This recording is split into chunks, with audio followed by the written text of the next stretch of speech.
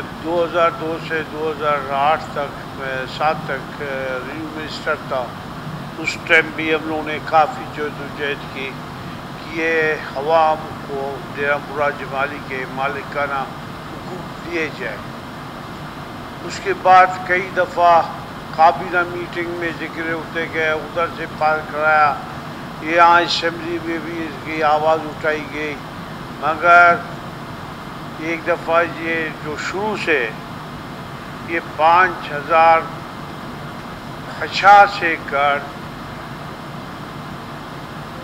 کے MLR-1 نے transfer کے میونسپل کارپوریشن ڈیرہ مراد کے لیے کہ اس کو ایک نیا ٹاؤن بنایا جائے، مگر 1,00,000 روپے کے عوض وہ کئی عرصہ گزر گئے تو پیسے جمع نہیں ہو سکے. اس کے بعد 1992 میں اس لینڈ کو کمشنر کے DC کے حوالے کیا گیا، مگر اس نے بھی ٹاؤن شپ وغیرہ نہیں بنا گیا، لوگ قبضے کرتے رہے، انکروچمنٹ ہوتا رہا.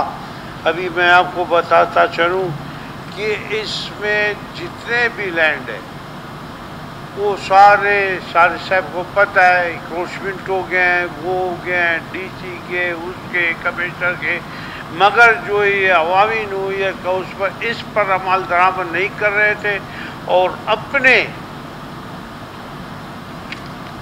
ایک سارا کاغذ پر غیر قانونی طور پر کہ خزانے میں فلانی نے کہا پیسے جمع کے 50,000 لہذا اس کو کچھ زمین دیا جائے. مطلب اس کے کوئی بھی عقل اس کو دیکھا جائے گرفت سے نہیں بچ سکتا. مگر جو سرکار نے ایک لینڈ لیز پالیسی کے تحت لوگوں کو زمین دینا چاہ رہا تھا، مگر اس پر کوئی امپلیمنٹ نہیں ہوا. جب ہم ان سے بات کرتے تھے کمشنر سے، DC سے، بھائی کیوں نہیں کر رہا ہو؟ جی ہم نیب سے ڈرتے ہیں، ہم ریپ سے ڈرتے ہیں، اسی لیے ہم نہیں کرتے ہیں، ہم نے وہ کیا ہے. ابھی حالیہ دنوں میں جب میں نے ریونیو کا چارج سنبھالا تو صادق صاحب نے کہا بھائی اس پر عمل درآمد کرے. میں نے کہا بالکل اس پر عمل درآمد ہوگا. اس دن ہماری چیف سیکرٹری سے بھی صادق صاحب تھے، میٹنگ ہوئی. اس کے بعد ہم نے ڈائریکشن دی اپنے MBR کو، گیا ڈیرہ مراد اور نیب والوں سے بھی بات کی، بھائی آپ لوگوں کو کوئی اعتراض ہے؟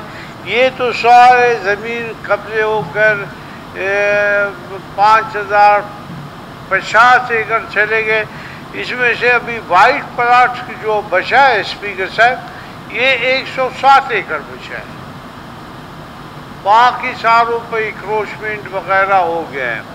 تو انہوں نے کہا کہ ہم نے اس کا مشاہدہ کیا ہے، پہلے ایک دفعہ ریکارڈ لے گئے تھے، ابھی ہم میں اس پر کوئی اعتراض نہیں. پھر اس کے بعد MBR صاحب گئے تھے ادھر، کمشنر سے بھی بات کی، ڈپٹی کمشنر سے. ابھی اس کے لیے وہ پالیسی بنایا.